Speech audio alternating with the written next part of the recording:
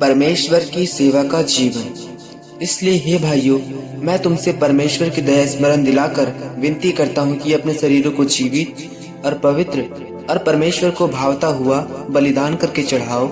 यही तुम्हारी आत्मिक सेवा है। इस संसार के सदृश्य ना बनो, परंतु तुम्हारे मन की नए हो जाने से तुम्हारा चाल चलन भी बदलता जाए, जिससे तुम परमेश्वर की भली और भावती और सिद्ध इच्छा अनुभव से मालूम करते रहो। क्योंकि मैं उस अनुग्रह के कारण जो मुझको मिला है, तुम में से हर एक से कहता हूँ कि जैसा समझना चाहिए उससे बढ़कर कोई भी अपने आप को ना समझे, पर जैसा परमेश्वर ने हर एक को विश्वास परिमाण के अनुसार बांट दिया है, वैसा ही सुबुद्धि के साथ अपने को समझे। क्योंकि जैसे हमारी एक देह में बहुत से अंग है और सब अंगों का एक ही सा काम नहीं, वैसा ही हम जो बहुत है मसीह में एक देह होकर आपस में एक दूसरे के अंग है।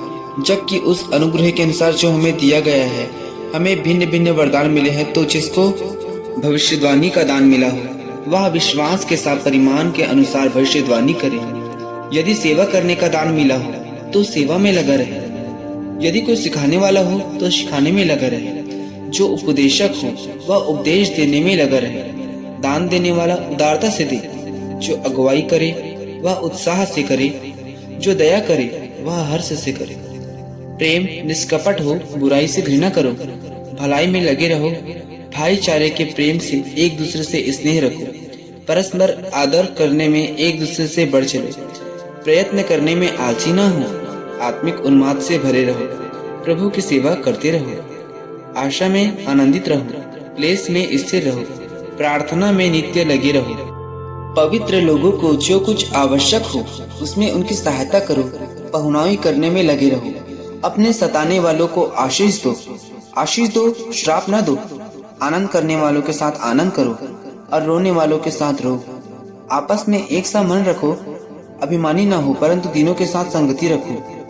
अपनी दृष्टि में बुद्धिमान न हो, बुराई से बदले किसी से बुराई न करो। जो बातें सब लोगों के निकट भली है उनकी चिंता किया करो।